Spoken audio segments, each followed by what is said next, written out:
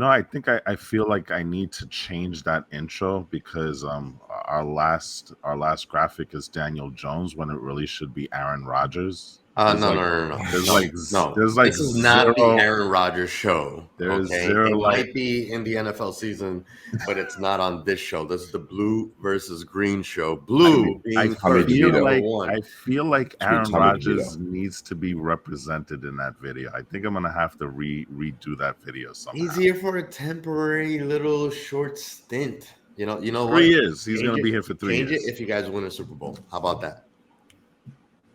Oh, then I should just change If it we now. win, if we win a All Super right, let's Bowl, go. then the entire intro should be Aaron Rodgers. I think. Oh God, no way, please, Or God, the no. entire intro should be the Jets. It'll be the blue versus green show, but like we'll just tint the Jet players in blue to give you a little bit of respect, but no giant players in that Oh intro. God, that's terrible. All right, let's go ahead and get started, guys. Welcome everybody. This is, as you just heard, this is the Blue versus Green show, and we are in preseason mode. It's been a while since all three of us have been on the screen and on the mics together, so it's been kind of awesome to kind of get the show started and bring all the hot stuff that's going on, stuff that we've been waiting to talk about. I'm sure that you guys have all been like dying to kind of get into it. We're kind of all chomping at the bit for football season to get started. Yeah, this is And, where our season begins, right? Yeah, Mhm. this is where This this is is- especially for us, and we'll get into why, especially for us. But before we do, don't forget to like, rate, share, and subscribe. Getting that out of the way, let's go ahead and get started. Let's go ahead and get in. We're going to talk a little bit about the Hall of Fame game, preseason stuff that's been going on, the Jets drive and Hard Knocks. Some interesting bits about who's the one really coaching and who's in the lead. Some cool stuff on the Jets with Sauce and Gardner, and what's going right and what's going wrong for both the Jets and the Giants. So, but without further ado, why don't we go ahead and get started with the Jets? Let's go ahead and get started with the with Jets drive, Hard Knocks, Hall of Fame. What you guys think of everything so far? Well, like everything else, Jets, even like the intro to this podcast right now, Hard Knocks was all Aaron Rodgers, all A-Rod, just wall-to-wall For now. coverage on A-Rod pretty much. But that's not necessarily a bad thing right now because as Jets fans, we're still trying to get to know A-Rod. We have complicated relationships. I think many of us Jets fans, I think any fan really, from any team just about has a complicated relationship maybe with A-Rod. Yeah. Maybe I'm speaking for a little too general. But yeah, it was wall-to-wall coverage. And what Jets drive was, as always, a little more balanced. And as always, freaking awesome content. A lot of great stuff on the young players. Definitely some coverage on A-Rod there too, but it was fun. I don't know, what did you guys think about those two programs this week? Well, I think for One Jets Drive and Hard Knocks, they're very two separate and distinct shows, which is interesting because we're still covering the same team, right? But they're taking different angles, clearly, at least for the first episode. The first episode on One Jets Drive, yes, they did touch upon Aaron Rodgers, maybe not as much as Hard Knocks did, but they were really focused on training camp, the process of getting into the camp, kind of like the things that the players are going through. They focused a lot on the personal side of the players, whereas Hard Knocks really, really went hard with Aaron Rodgers, and good, bad, or indifferent. You can see that there is clearly a production value difference between the two shows, as good as One Jets Drive is, and it's Grammy nominated, Emmy nominated and whatnot. You can see the production value in Hard Knocks clearly because they're bringing in Liev Schreiber as he announced the voice of God, as Aaron Rodgers says, and there's just a different vibe to Hard Knocks. But I think both shows are compelling nonetheless because they're coming from different sides. I do like the fact that One Jets Drive comes out first on Monday before Hard Knocks does, because it gives the Jets a little, kind of heads up before the main show. So, but I think they're very, very good in both aspects. Isn't Lee of the voice of Hard Knocks? Yes, Yeah, he is. he's a narrator. Yes, he So, is. which I think that, like, I could listen to him narrating football forever. I think he was awesome. He was funny. He Yeah, obviously he is was. knowledgeable. He's a real football fan, it seems like. So, um, did not know that he played football in high school, so that was really cool. Yeah. What takeaways did you guys get from like either of the shows? I've only seen Hard Knocks. I thought it was really cool. I do obviously know that they're trying to sell this product. They're trying to sell some controversy, which I feel like they're stewing in this episode more than anything. You know, and so, well, talking about that, the controversy I'm talking Yeah, about is like within the coaching. curious. It's funny because, if you look at the surface of the episode, I feel like, oh man, it's like everything is going great for the Jets. There's nothing wrong. There's great team chemistry. Everybody likes Aaron. Aaron likes everybody. It's almost like HBO went in there and was like, all right, this feels too good. What controversy can we stir up? And I think that speaking specifically on the Hall of Fame game, there was some instances where we see Aaron Rodgers kind of coaching into the mic for Zach Wilson, trying to give him some tips, and we see we see Saleh just kind of almost like goofing around, and clearly that was a production decision. I highly doubt that for a 2-hour Hall of Fame game that Rob Saleh made no coaching attempts. They just chose not to show it. So.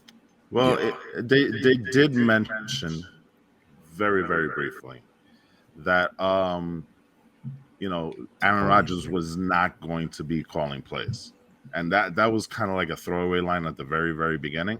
But yeah, you're right. Especially they made a big deal of the Malik Taylor 57-yard pass that Zach Wilson threw in that Hall of Fame game, where Aaron Rodgers before the play was saying, Zach, go to Taylor, go to Taylor, go to Taylor, and then the play happened, and so it gives the impression that, like you said, Aaron Rodgers is in full control of this team, which we all know, in general terms that he's not. He may be providing his input here, which is fine because, hey, he is a Hall of Fame quarterback.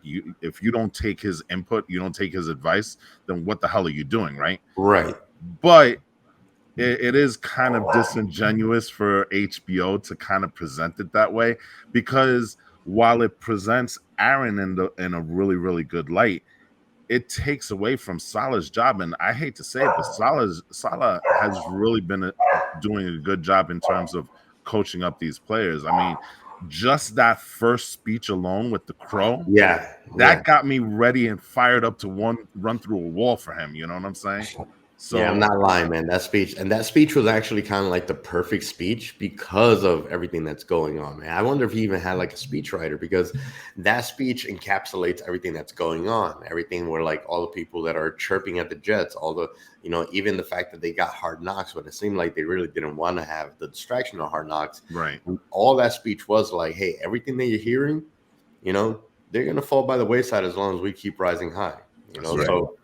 So focus on you, do you, what's next, keep flying high, and everything else is just going to fall by the wayside. It's like what Salah always says, keep the main thing the main thing. That's always his mantra. That's always been his thing since he got here. And I think that speech was kind of just reinforcing that fact to not only the existing players that were there, but the new players that are coming in. It's basically let the main thing be the main thing, Now, real quick, I do have this just kind of popped into my head, and Jose, I'm wondering like what you think of this. But now that I'm kind of like taking a little bit of stock and taking a look back mentally on what I saw from like that whole coaching stuff, there is a little bit of it almost felt like Aaron was trying to get away with something. Like, I'm just trying to picture, like when he was saying like to Zach, like, hey, throw it to Malik, it looked like he was saying really under his breath, like almost like trying to not get caught.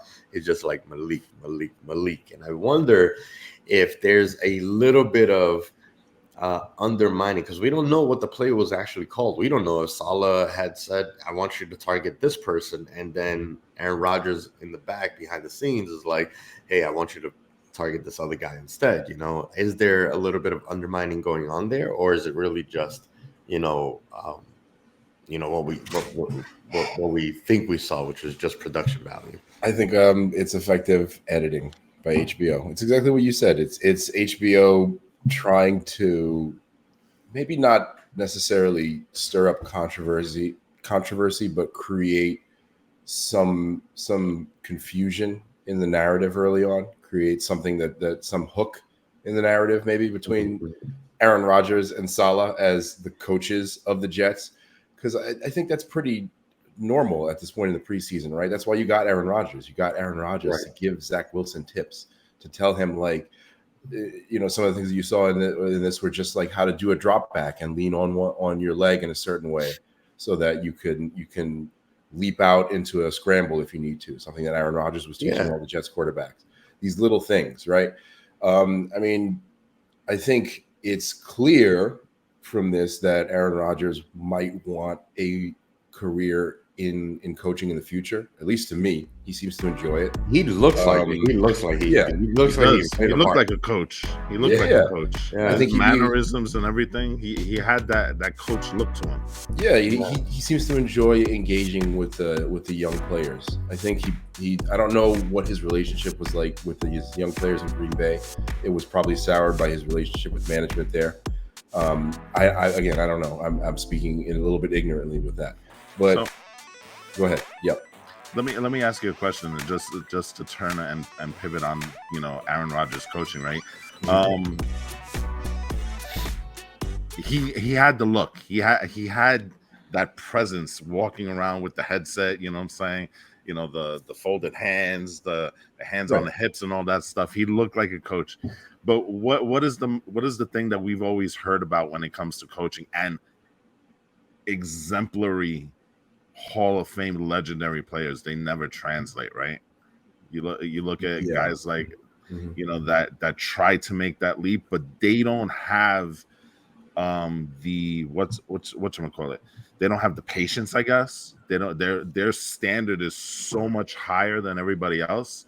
Do you think that changes with Aaron? Because his mannerisms, I gotta tell you, I did an episode where I was lamenting the fact that the Jets didn't get Carr, right?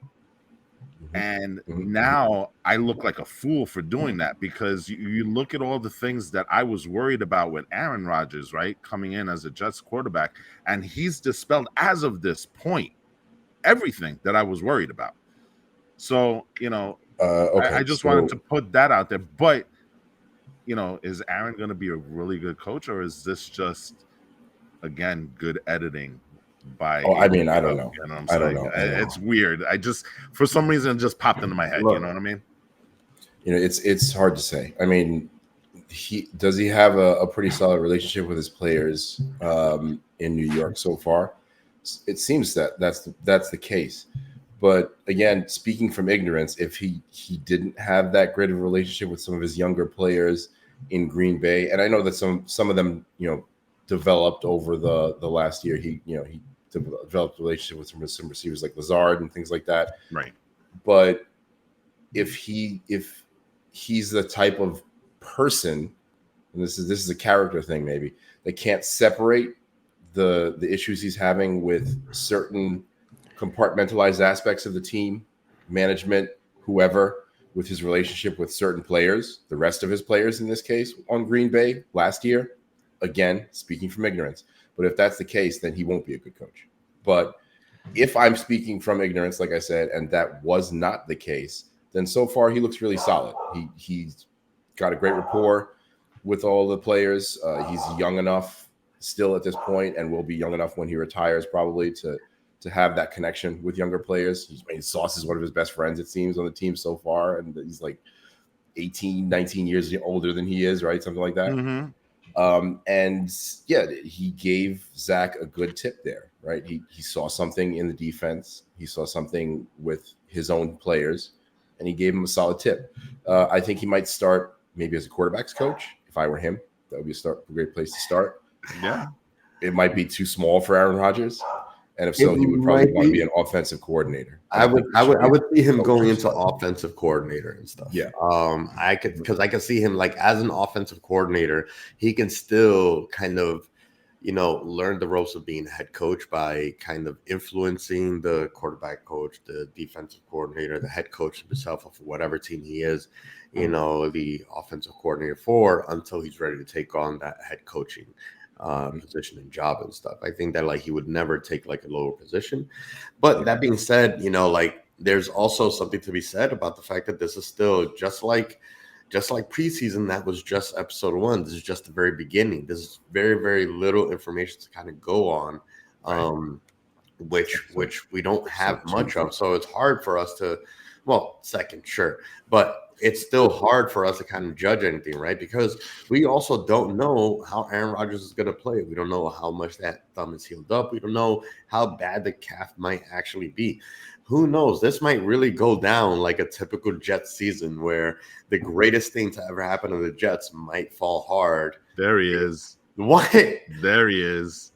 What? It only took 16 minutes of the episode for the Giant fan to start bashing the Jets. I'm not bashing the Jets.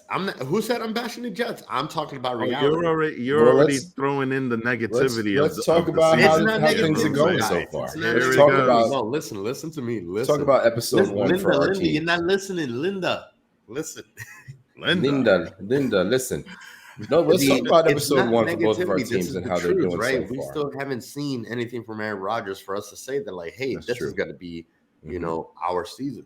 I mentioned to you, Walt, I look at, the Mets and every single move that the Mets did in the offseason. It was like, oh man, this is like, World Series of bust this year. Mm-hmm. We're gonna make it at least to the postseason. This is like the most detrimental season the Mets have ever had, I think. I will say this. Nobody says about the Mets, and nobody says that about the Yankees right now either. But yeah, I know. Go ahead, Walter. But the Yankees. No, sorry to interrupt, but like the Yankees didn't spend $500 billion $500 million to get all the stars from every other team, like put all their chips in order to win this year. Yeah, but that's exactly what the Jets did. The Jets are doing that themselves. Okay, let's talk about it. Right? Go ahead, Walter. Go ahead. But here's the thing, and this is the one thing that I lament that I couldn't make a training camp this year. Mm-hmm. But from all accounts, the notion that Aaron Rodgers is washed up, just based on training camp, everybody sees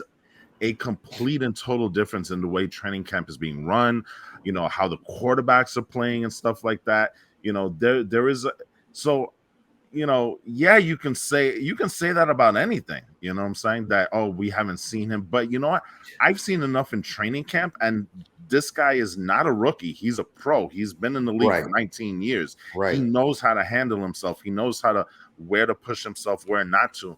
I think Aaron Rodgers is going to be fine. The thumb has not been an issue at all at training camp whatsoever. And you're throwing the ball, you're holding the ball, so there's no issue there. The calf was quick here and there.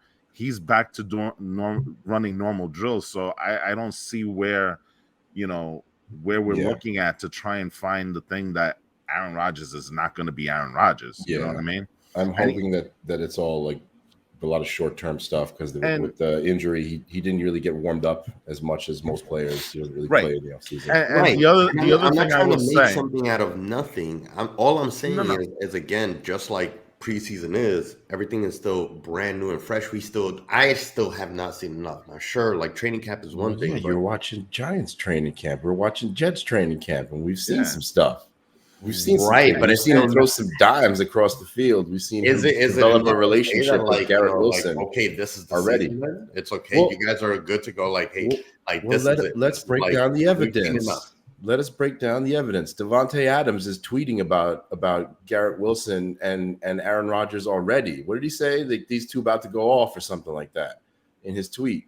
Okay, because of some of the stuff that he's seen from training camp. He knows Aaron Rodgers pretty well. I'm sure, they'll have some conversations. Again, it's probably a lot of good editing too. There's a lot of great stuff that you get to see in Hard Knocks and in One Jets Drive. A lot of great stuff you see from Aaron in training camp. which Well, again, look, I it's wasn't totally trying different, to right? bash the Jets in any way. I was just trying to say that it's I still don't early think on, you and we were. still haven't seen enough. Me I'm just giving you the personally, but receipts. one thing that we have seen is a cool little. I don't know if you want to call it a rivalry. Maybe it's a rivalry, but I would say it's a really good like team up between Sauce and Wilson. Okay, It's a friendly Sauce, rivalry. Sauce Gardner and Garrett Wilson. I think that this is like the best duo to be on field because obviously they're teammates, but they're never going to face each other. They're not playing for each other's position. They're not facing each other ever in an actual game. So there's no. I don't think that there will ever be like kind of like a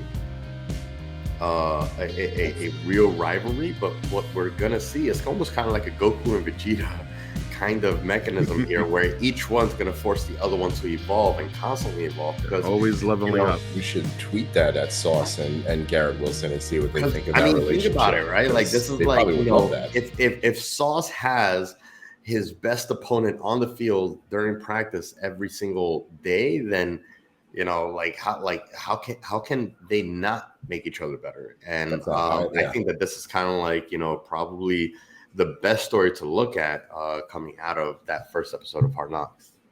That was a highlight of that episode a little bit, right? When they stepped away from Aaron Rodgers for a couple of seconds and highlighted that's been a highlight of a lot of Jets. Right.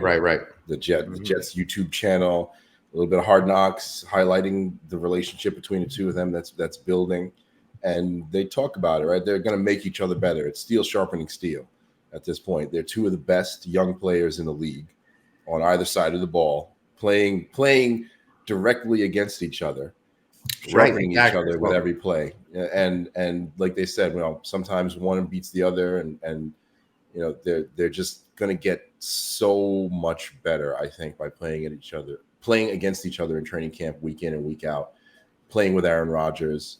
And I think it's going to make the players around them better. I think it's really something that's exciting to see when it comes to Sauce versus Garrett Wilson right now on the Jets. One of the great things that's coming out of training camp.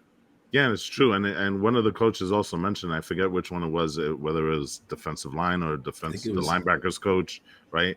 But he was basically saying, you know what, that's our quarterback. That's a throw that, only a few quarterbacks can make in this league.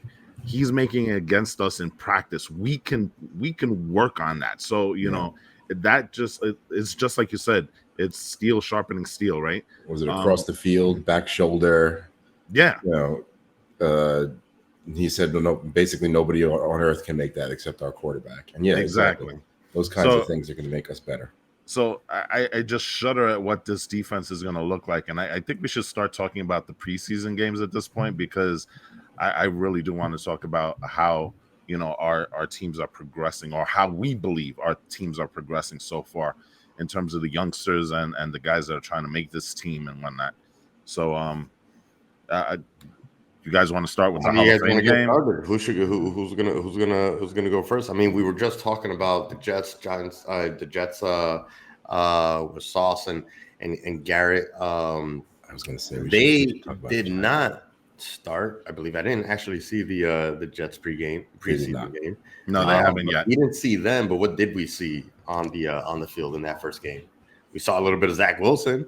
We did. Yeah, Zach Wilson played 2 series. Wow. He played 2 series. One of them, ended prematurely because he slipped as he was trying to go for a first down. But believe it or not, that play where he did not make that first down speaks volumes to his the coaching up of progress of Zach Wilson by Aaron Rodgers, the progress, because he took the reads in that one and then he decided to run, and that's I think that's the biggest thing that we're seeing from him, is that there's a little bit more confidence in Zach.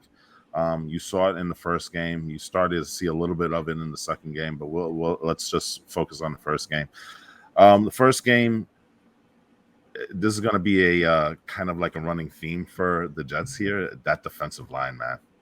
that defensive line is going to be God. a beast this year. You know, I mean, The yes, it's a second and preseason third game. unit is evil. Imagine what Exactly. it's going to look like in a game. And I think I did mention this when we were discussing the Will McDonald pick in the draft. But this is a Jets defense that's going to come at you, especially with that line in waves, and you're never going to be able to kind of like breathe from that, because you know you're bringing in a starting lineup conceivably of Carl Lawson, Al Woods, Quinnen Williams, and maybe Jermaine Johnson. And then after that, when they get tired, you're throwing in a Will McDonald, you're throwing in a Michael Clemens, you're throwing in a JFM. You know, it's just going to be a constant. And you started to see that in that first game.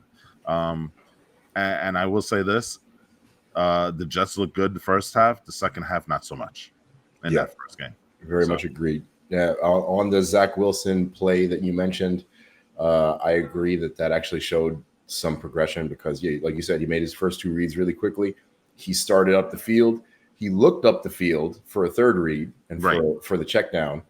And that's probably why he slipped, actually, which is, progress. It's better than getting smashed in the pocket or bailing out of the pocket way too soon, which is another thing that I noticed in the first game. And we'll get to that about the second game, is that he's not bailing out of the pocket as quickly as he used to on those panic plays, or sticking in the pocket for way too long. Less happy feet, which has been a theme for a lot of Jets quarterbacks. Did you guys see that game, or is it just from like the highlights that you saw on the show? I saw the game. I saw it afterwards. I was on the boat. The game. I was on a cruise, and they didn't have. You were on a boat. Yeah, I was on a boat. He's on a boat. They had a sports bar and didn't play the Jet game. How crazy is that? It's not that crazy. Well, everybody Aaron Rodgers wasn't the playing. Jets. If A-Rod's not playing, there's not really much to watch. Well, it's funny because now the defensive line. I'm gonna speaking about that, I'm gonna throw you a thing here, because that game was one of the highest rated preseason games since 2018, and they averaged 6.3 million viewers. That's more than the 2023 NBA playoffs, the 2023 Stanley Cup final, the 2022 MLS Cup. So, yeah, Aaron Rodgers wasn't playing, but a lot of people were watching that fucking game, It's amazing. It's amazing what a little bit of star power will do to the Jets. Unbelievable. It's amazing what a little bit of star power will do to any team. I mean, that's just what it is. I mean, it's New York also. If Aaron Rodgers went to the Giants, y'all would be receiving the same treatment. I almost feel like a little more be receiving the same treatment. Well, let me finish up on my thoughts on the game real quick, and then we'll talk about Aaron Rodgers again if y'all want to. But in terms of the defensive line, I want to get to that because that was something that was hugely important to me, and something that I saw real hope in this game, because I think I talked about it with you in the last podcast, Walter. Defense is the thing that fluctuates the most between seasons, more so than offense. I think that's a pretty fair statement to make. So if you have a great defense, you might not have a great defense the following season. So far, the Jets defense still looks really freaking great. And again, that defensive line, like you said, everybody that's stepping up, it's next man up. Everybody looks incredible on that defensive line. In terms of other players that I noted in week one, Bonaconda was solid. Bonaconda was solid. There's told you about him. Yeah, there weren't any great performances. He didn't have a great performance in week one, but he had a couple of plays that really made you kind of raise your head up and take notice. On the flip side of that, and I think that this might be a theme, we'll talk about the second game. The offensive line looks good in terms of pass protection. I'm not super happy with the amount of push we're getting in the run game. I don't think we're getting up the field enough, and I think that our running backs are having to make up for that a lot. So we'll see if that's a theme. I think it might be in the second game, spoiler alert. But yeah, that's kind of what I saw in week one for the Jets as a general. Offensive line wasn't great in that first game, especially in the second half, like you said. Everybody kind of broke down, but the offensive line really did. So let's talk Giants because Mhm. I'm sure the man in the middle over here is dying to stop talking about the Jets at this point, right? Let's Yeah. No, talk I Giants. never balk at the chance to bash the Jets and stuff. So See, I told not that you. I'm really bashing. That was just Yeah, kind of like you are. it like that word just came out. I wasn't really bashing the Jets. It's a little Okay, passive aggressive, not just a even tad bit. maybe a little passive aggressive. I'll give Yes, you come that. on. I'll give you that. All right, but let's talk about these Giants because the Giants had their first preseason game this Friday, right? Right. So, and you guys didn't get a chance to watch the game, no?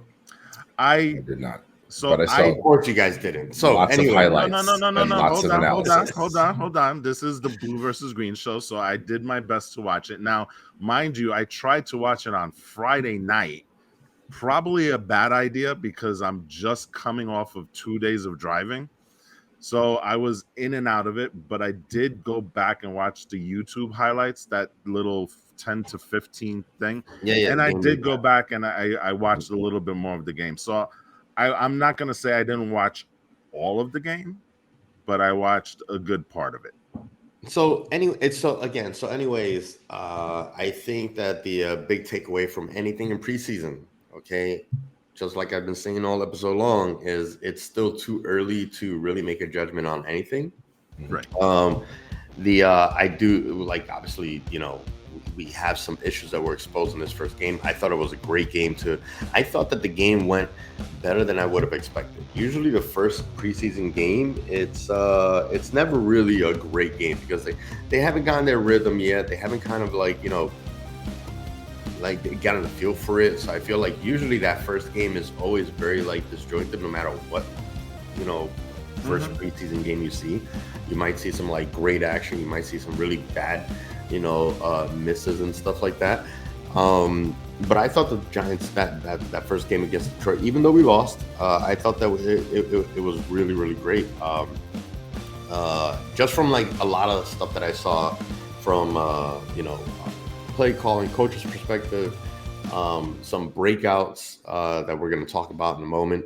But the biggest story out of the game is obviously how our O-line still needs work after so many years. Yeah. Me and all the other Giants fans and the entire NFL world calling for some sort of help on the O-line. I feel for you so much. My goodness, watching that. Yeah. Yeah, I just hope that this was just Dable and staff, trying to figure out who is doing what under pressure, right? The whole point of preseason is to figure out how these guys are going to do under pressure from another team, being on TV and all that stuff.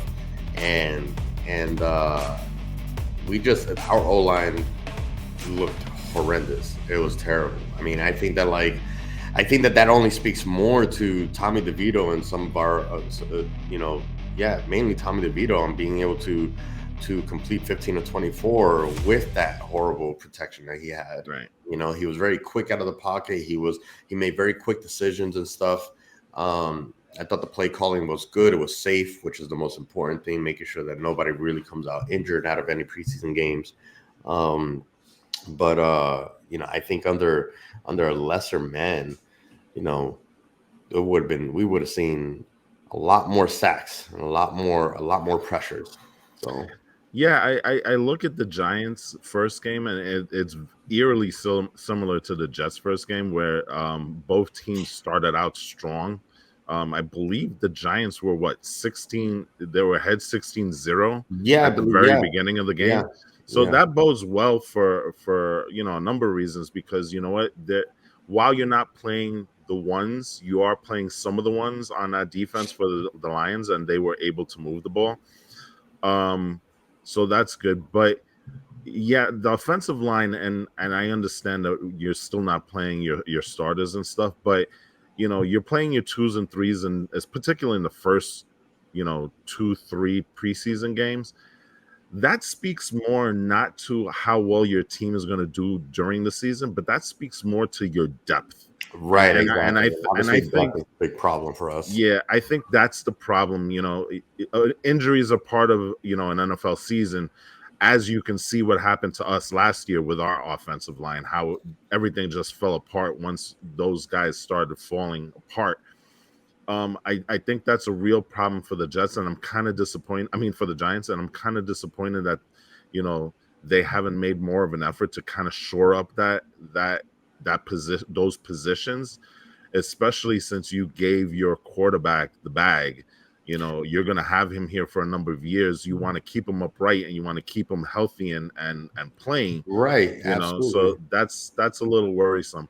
A couple of takeaways that I had from that game: Jason Pinnock is really going for the starting job at safety over there for you guys. He had an impressive camp so far, and that kind of translated into that first preseason game. He had an interception, I believe, in the first drive or something like that. Right. So I do expect to see Pinnock starting.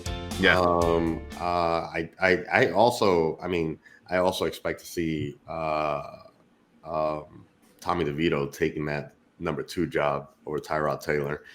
Yeah, Tyrod Taylor didn't look great. I mean, but again, he was kind of running for most of the game.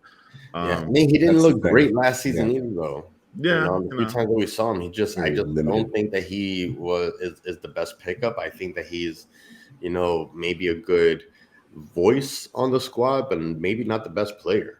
Yeah, to be the backup. A couple of your rookie cornerbacks did expected, the way that you kind of expect them. They were up and down. The one disappointment for me, and I know it's the first preseason game, so I'm not putting a lot of stock in this, but I thought I wanted to see a little bit more of Jalen Hyatt. One catch for -4 yards is not the best way to debut on your NFL preseason stage. And hey, you can chalk it up for nerves. You can chalk it up for this is his first thing. I'm not putting a lot of stock in it, but I was kind of hoping to see a little bit more out of him in this game, and I didn't. So that's kind of like a negative takeaway for me for that game. Yeah, Jalen Hyatt has been apparently impressing in preseason. So to have -4 yards in your first preseason game is not a solid debut. But again, it's just the preseason. It's the first game of the preseason, so things are still getting worked out. That's why I'm trying to stay mostly generalized with some of these takeaways so far. With the Giants, again, we'll talk about the offensive line. We'll talk about the offensive line real quick. Excuse me. It was really, really rough. I mean, all your quarterbacks were running for the entire game. So that was a huge concern. I think that's going to be a huge concern possibly going forward. We'll see how the first squad does. The thing of it is, like, it just really, like, everybody looked completely out of place and completely overwhelmed in that game. We can I wouldn't get to it once we see more of everybody. On the offensive line, they were having a rough time of it, man. I mean, 5 sacks on your boy DeVito, and every time I saw that boy try to scramble, he was running for his life, and it was the same. Right, but he didn't let it frazzle him. It didn't break him down. Well, I'm not talking about him yet. I'll get to him. The thing about him, I'll get to him right now, actually. The thing about him is that with this offensive line, there's no way he's going to excel. He has no quickness at all. He's like a stone out there. He can't run. That's why you have Daniel Jones. That's why Tyrod Taylor in some situations might actually be more useful. The thing that stood out to me, though, on the other side of the ball was how lost the defensive line was. Y'all were not pushing into the backfield at all. They had time all day to throw. I mean, it was concerning because when you, as a Jets fan, I'm not trying to like make that specific comparison, but like when you watch them in the backfield all day, and I didn't see the Giants really sniff the backfield very much at all during that game. To me, that's a huge concern. What's positive is that it looks like your cornerbacks, like Walt said, there were some ups and downs, but I've seen a lot of progression there. I feel like they were running for their lives because of the weakness on the defensive line. Again, preseason. But that to me was something that was concerning. The linebackers were doing a solid job. I don't think there was anything stand out there. And just to go back to the offense quickly, I think the thing of it is that you have so many developing weapons that are actually becoming pretty solid. Your wide receivers did pretty well, I think. Your running backs had some good runs in this game. And you got Barkley and others waiting in the wings. But it's a concern if the offensive line cannot shore it up for those solid weapons that you have. Right, but again, like I said, that's why I'm not super concerned, because again, it's just is this the offensive line that we're going into season with? I highly doubt it. Right. Is this the defense that we're going into the season? I highly doubt it.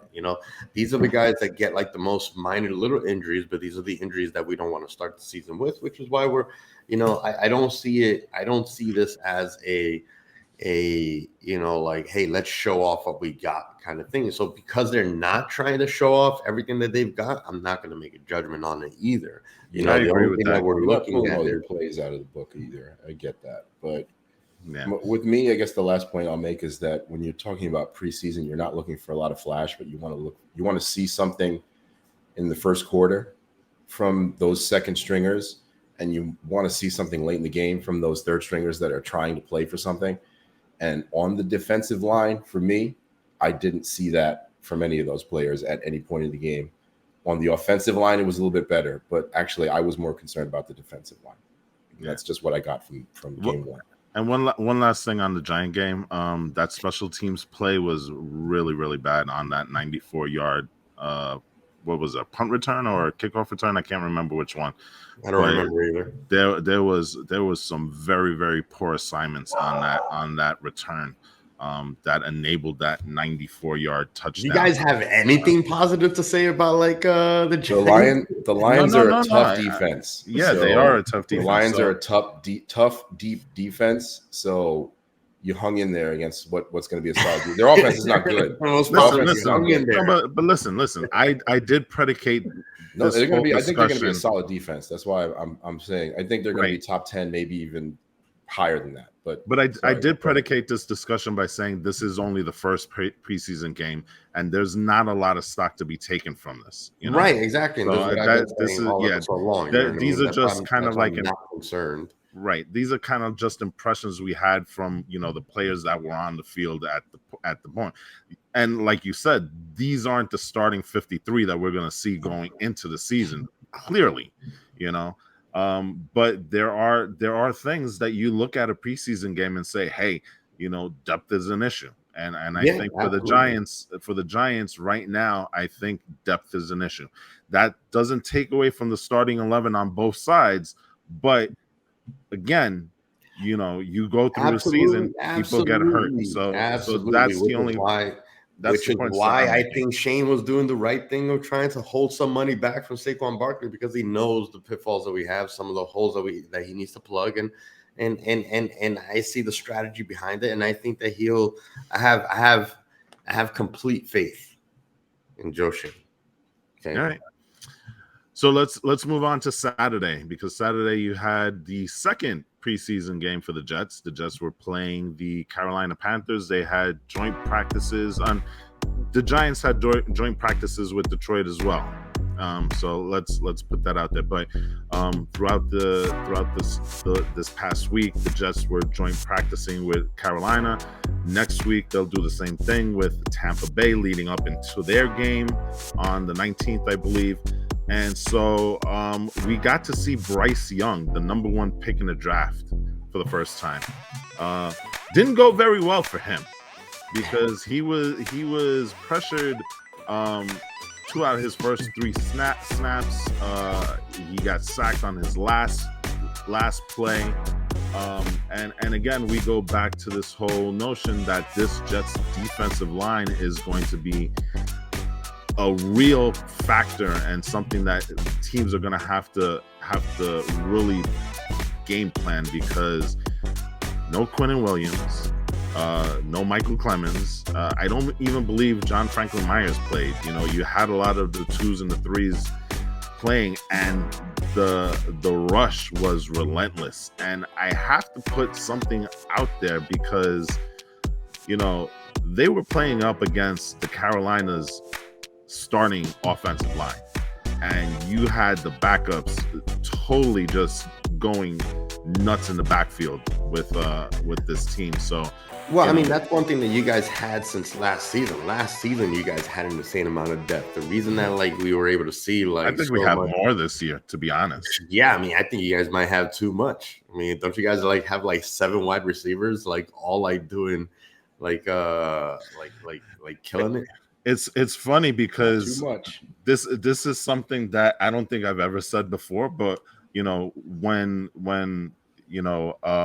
cut day comes, the Jets are actually going to be cutting a lot of really good players. And that's something that we haven't been able to say for a long time. What do we have? Like 4 running backs, like 4 tight ends, like 7 or 8 wide receivers. We have 6 tight ends right now, which interestingly, all 6 caught a pass yesterday. So, yeah. But again, we have a lot of tight ends. This is kind of what happens when like the only problem that you guys have ever really had were 2 problems was coaching and QB. Everything else, you guys have been just stacking up and like developing and stuff. So, right. I think that this is all just kind of like, all right, well, now you got the QB. Still remains to be seen if you have the coaching, but you guys have like all the pieces, ready and in play in order to excel. So, I mean, it's going to be a really interesting season. You're saying we're being negative about the Giants, though. Like, to be perfectly honest, the only thing that's a big weakness on the Giants is what's always been a big weakness on the Giants. Like you said, the offensive line. I mean, at least from what we've seen so far, there's nothing to me that's proven anything otherwise over the last several years. But I mean, that's kind of like the big difference that we're seeing in terms of depth right now with the Giants and the Jets. Like we have all of those key positions that don't get all the pomp and circumstance, like the defensive line, the offensive line, linebackers, cornerbacks. That's all shored up, or at least should be for the most part in terms of depth. And the Giants are kind of taking the opposite tack, right? But I mean, for this game, it looked really, really solid. I mean, we beat the Panthers. The Panthers are not a very good team. Yeah, I mean, they're not a horrible team. They were 7-10 last year, but they're not a great team either by any stretch of the imagination. I mean, they're a decent defense. Their offense is pretty bad, but to shut them out was nice to see. All of our largest shutout by a Jet team in preseason in their history. So yeah, I mean that's something that's nice to see. It's to watch all of our squads, 2nd, 3rd, 4th, 5th stringers, like basically dominate again their first team, 2nd team, all of their different players was nice. Watching Abanaconda really, step up on the progress he made last week was solid. I guess the other thing that was notable, obviously, was to watch Zach Wilson's decision making. He was doing really well with that. I think for the early part of the game, he got flustered somewhere in the middle, and then he notably was able to get his nerves under control for the end of the second half and end on a high note with a 2-minute drill and a touchdown. He ended up with some decent stats. I mean, 70% completion percentage is not something that I would ever think that I would see on a Zach Wilson stat line. Well, it is also interesting to note that none of his passes went more than 10 yards. So clearly they were looking at a reduced game plan for him. I'm happy with that. They weren't, right, exactly, because you know what? Last year, what was some of his problems? The screen passes. The one that to Braxton Berrios kind of like just sits in my head rent free, right? Because he's literally like 5 feet away from him, and he overshoots him by like 10 yards. You know what I'm saying? So there is the positive of that. The other thing with Zach Wilson that I saw that was positive, he's going through his progressions, which is a good thing. But probably more important, he's having confidence in the thing that he in the decisions that he's making, because I believe like around 15 or 16 of his passes, he got the ball out in 2.5 seconds, which means he's making those quick decisions and stuff like that. He was the worst at that last season. Right, exactly. And there was one point in that middle section of him, like at the beginning of the second quarter, where he threw a pass, I think it was to Conklin, where you saw that At first, he was going to throw it. He pulled it back, and then he threw it again, but he threw it off to the side. And that is old Zach, kind of like populating his headspace again. Thankfully, he got out of that at the end of the quarter, and that 2-minute drive at the end was perfect for him. I think that was really, really a really, really good show of his progress, leading that 2-minute drive into that touchdown at the end of the half. I think that this is a proof in the pudding in like the influence of Aaron Rodgers. Obviously, oh yeah, definitely. Like I kind of recall back to like the little segment in Hard Knocks where you see Aaron, coaching and working with Zach. And in that specific segment, it's like, hey, I'm looking for this, I'm looking for that. If not, like I'm moving in and out. Like he's showing him what his decision-making process is within that 2 seconds. And we're seeing that come out and play in the game. So I think that's, the clearest indication of like how the influence is going to be. Now it's just a matter of it, sticking, I think that sometimes, it can be like we might see flashes of it, and then we might see like kind of the old Zach come in, or is he actually going to evolve and change? And that's something that we're obviously going to only see if and when we ever see Zach get another start.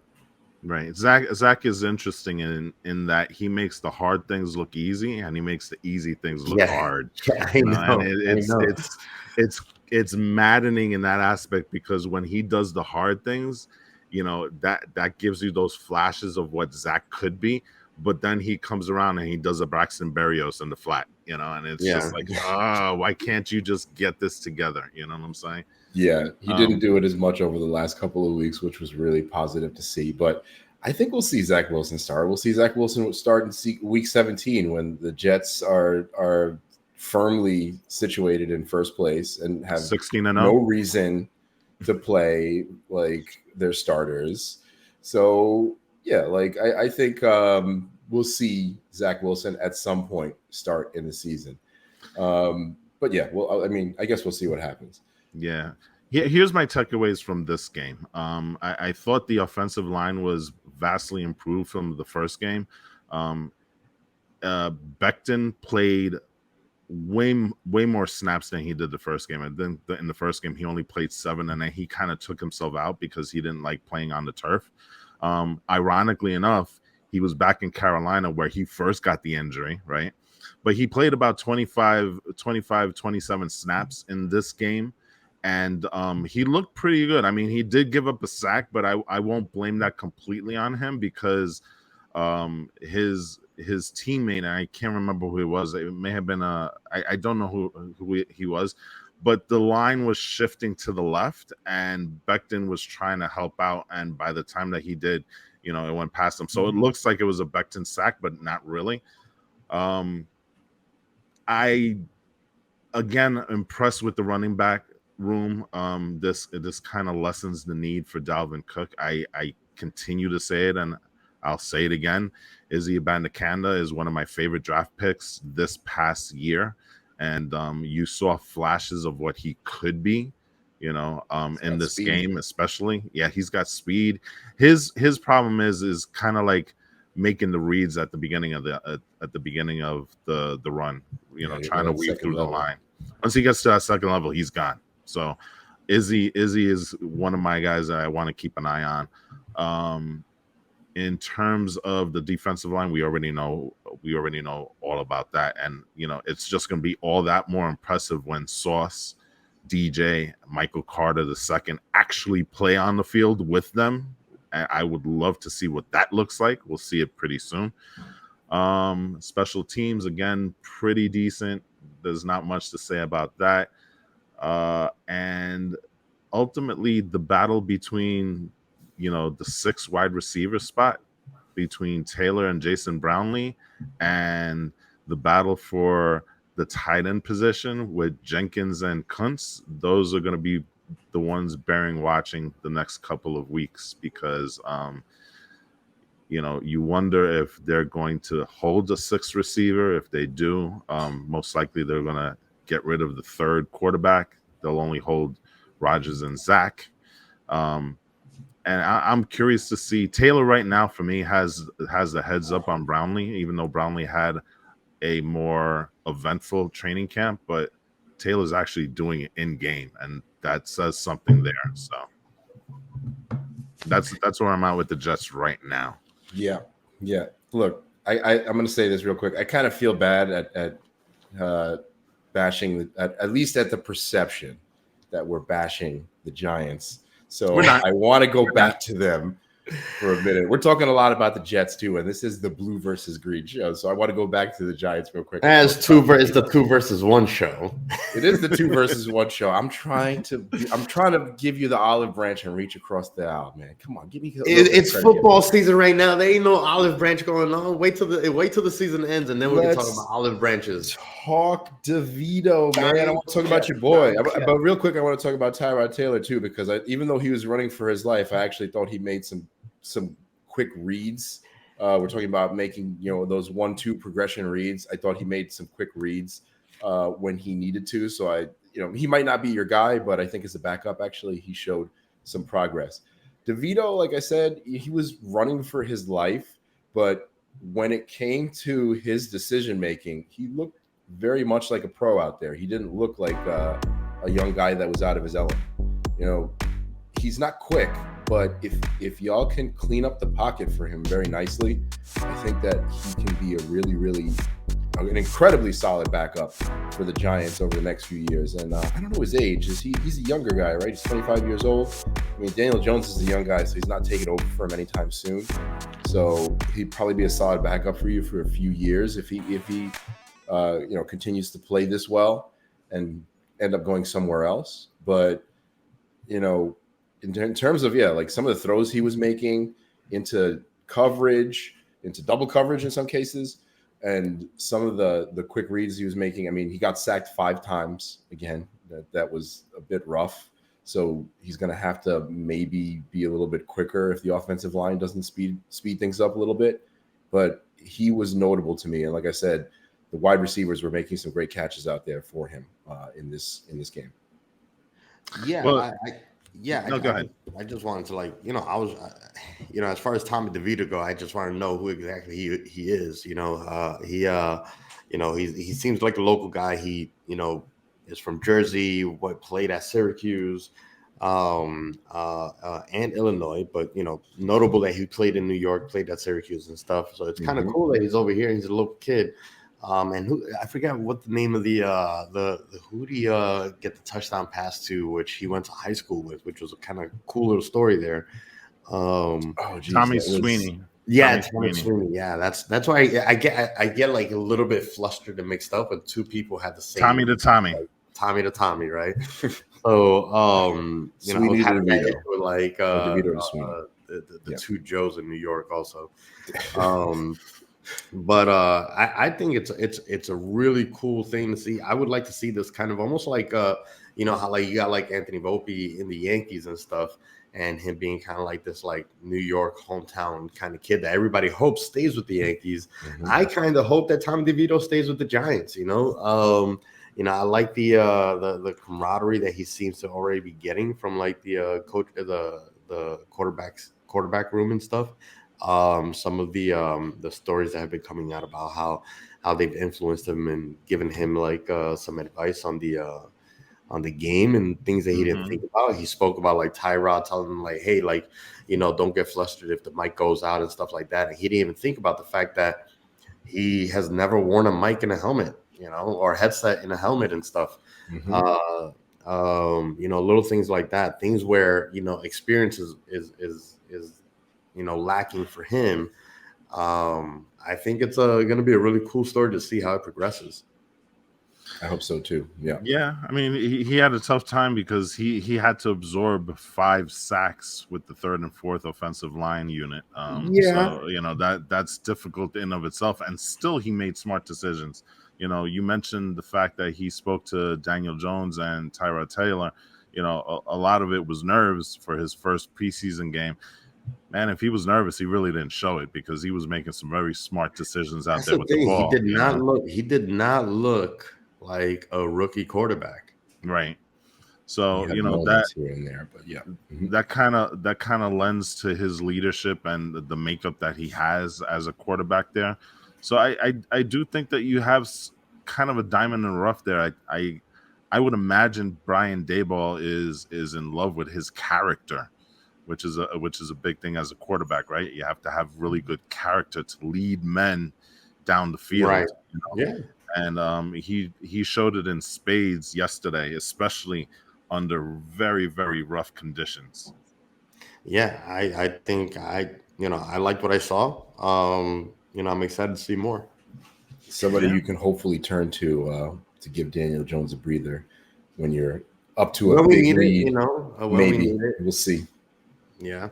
So, anyway, we're closing up on the show over here. We got a couple more things, to talk about, namely the preseason schedule. So I know that we play the Panthers, so we'll get a chance to take a look at the Panthers and hopefully beat up on them on Friday. And then you guys have the Bucks on Saturday. Yep. I think we'll beat them up too. I think we're gonna have a good week. And then the following week. That's it. That's versus day. That's Giants versus Jets day. Okay. Part 1.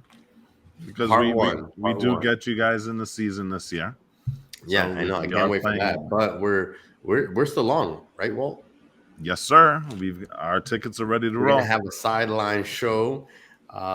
Giants versus Jets preseason, so that's going to be a lot of fun. I can't wait for that. 13 days from now or something like that. Is it? Wow, that's time flies, man. 13 days. You have no idea. This year has been flying like crazy. Yes, it has. So we're definitely going to do that. We're going to enjoy that. That's going to be a fun little game. I don't know if it's going to be that much fun for you. Why? We'll see. Your quarterbacks are going to be running for their lives. Yeah, and our quarterbacks are going to be sipping mimosas in the pocket if your defensive line is doing what it's doing. You're running and tripping all over the place, so we'll see. Ghosts, maybe. Anyway, if you got Zach Wilson seeing ghosts, then we'll have a different conversation. Exactly. We'll see what happens. Again, still remains to be seen. That's going to be the show. Don't forget to like, rate, share, subscribe. You've gotten to the end over here, so thank you so much for tuning in, checking us out. And we'll be back here and back in it next week talking more football. So, oh yeah, let's go, let's go. It's football, baby. You don't understand how long it took for me to kind of get off of the football thing, and now we're back in it. You know what I'm saying? Yeah, this is the most exciting next 4 or 5 months. It's the best time of the year, man. No part time at this point. It's football, baby. Let's go. All right. All right. Until next week, people. Peace out. Peace.